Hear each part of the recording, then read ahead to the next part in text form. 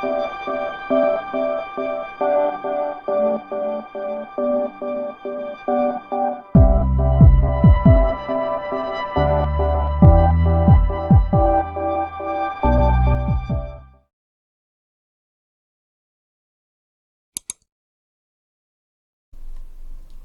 how to insert an item into an array at a specific index?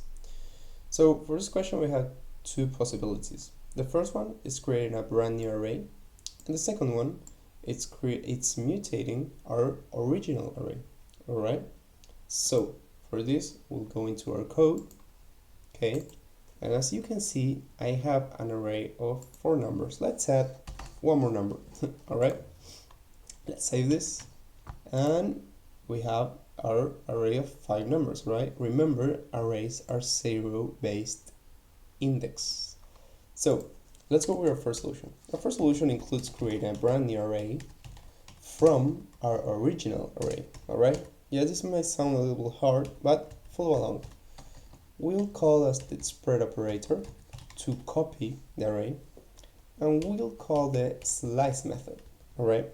The slice method allows us to chop or to slice the array in half, right? Or wherever we tell them to. So we want to slice it from 0, that means from the beginning, until, let's say, index 3, because we want to add an item at the index 3, all right? And we will have here something like, let me see, something like from 0 to 3 will be 1, 2, 3. Alright? Now, we want to add our element to our array, right? Our custom item. In this case, it could be, for example, I don't know, a name, like Jamie, right? And then we want to add the second part of the array, the part that was left out. In this case, we'll call numbers slice, but this time we'll slice from the start. Watch out, here's the beginning index of the specified portion of the array. In this case, we want to start from the index 3, alright? Because that was where we left our last array. And this will be equal to 4, 5. Let's check it out. Let's print it out. Let's print new numbers. We have our array with our element added. Alright, now let's go to our second solution. We'll mutate our original array now. Okay, what we will do is call our array numbers, and we'll call JavaScript built-in method for arrays splice.